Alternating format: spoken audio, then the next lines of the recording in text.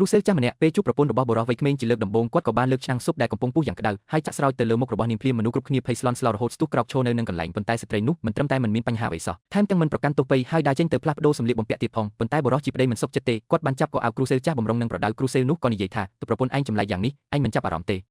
េបុរសនោះសួរថាดูមានបញ្ហាអីបញ្ហាស្អីទៅគ្រូសេលតបថាទឹកពុះស្រោចលើមុខបែរជាមិនមានរឿងអ្វីសោះ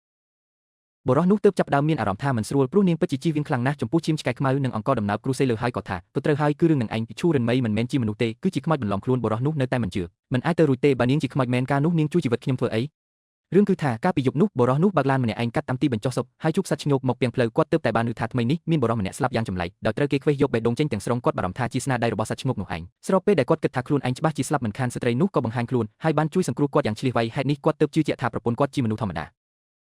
ាប៉ុន្តែគ្រូសេលប្រាប់ថាបើដែលយើងយកទឹកស៊ុបពុះស្រោចលើនាងមិញនេះគឺដើម្បីបង្ខំឲ្យនាងបង្ហាញរូបរាងពិតឥឡូវនេះមុខរបស់នាងបានខូចអស់ហើយនាងប្រញាប់ចេញទៅគឺដើម្បីទៅផ្ទះបដូរស្បែកជួសជុលមុខបើមិនជឿឯងអាចទៅមើលនៅផ្ទះឥឡូវបានបុរសនោះក៏ព្រមទៅមើលហើយប្រញាប់ត្រឡប់ទៅផ្ទះភ្លាមលុះបើកទ្វារមើលទៅឃើញស្ត្រីនោះកំពុងធ្វើចរិតលួចលាក់បោះចោលស្បែកមុខមួយសន្លឹកពិតមែនបុរសនោះសួរថាហេតុអីមុខអូនមិនអីសោះអីចឹងមិនអាចទៅរួចទេទឹកស៊ុបពុះខ្លាំងណាស់យីនាងតបថាបើមិនបានម៉ាស់បិទមុខជីវសាស្ត្រនេះជួយការពារទេមុខអូនច្បាស់ជាខូចអស់ហើយគឺបុរសនោះឬហើយក៏គិតថាអូគឺអីចឹងសោះគឺគាត់មានអារម្មណ៍សំណាងដែលមិនជឿសម្ដីគ្រូសេលស្អុយនោះប៉ុន្តែពេលគាត់ត្រឡប់ទៅក្រុមហ៊ុនវិញបែរជាឃើញគ្រូសេលនោះចាំនៅទីនោះបាត់ទៅហើយបុរសនោះសួរថាดูលោកមកធ្វើអីនៅទីនេះម្សិលមិញខ្ញុំមិនប្តឹងប៉ូលីសចាប់លោកគឺចាត់ទុកថាលើកលែងឲ្យលោកហើយគឺគ្រូសេលស្ដាប់ហើយក៏ចាប់ដៃបុរសនោះឯងចិត្តងាប់ហើយនៅមានកម្លាំងមកឆ្លោះជាមួយយើងទៀតឬធ្វើឲ្យបុរសនោះខឹងយ៉ាងខ្លាំងបុរសនោះជេរថាកុហកនិយាយផ្ដេសផ្ដាស់បោកប្រាស់គេទៅឲ្យផុតនិយាយរួចគាត់ក៏ស្ទុះទៅចាប់កោអាវគ្រូសេលឃើញដូចនេះក៏ថាក៏ឯងហ៊ានដេញយើងផងមកប្រាប់យើងមើលប្រពន្ធតែងតែមិនព្រមរួមដំណេកជាមួយឯងមែនទេ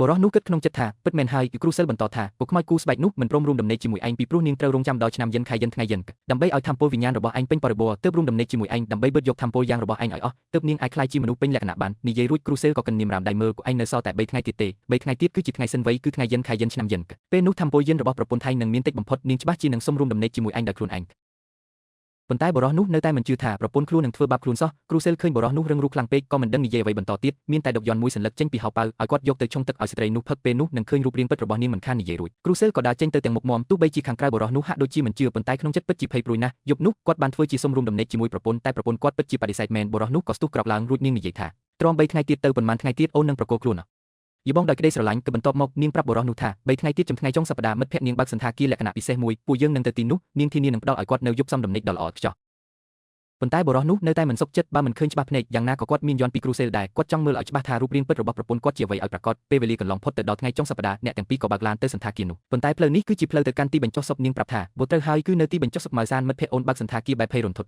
មិនយូរប៉ុន្មានពួកគេក៏មកដល់សន្តាគារថៅកែស្រីបានរៀបចំម្ហូបអាហារនិងស្រាល្អទទួលពួកគេថែមទាំងលួចប្រាប់បុរសនោះថាក្នុងស្រាមានដាក់គ្រឿងពិសេសដើម្បីឲ្យគាត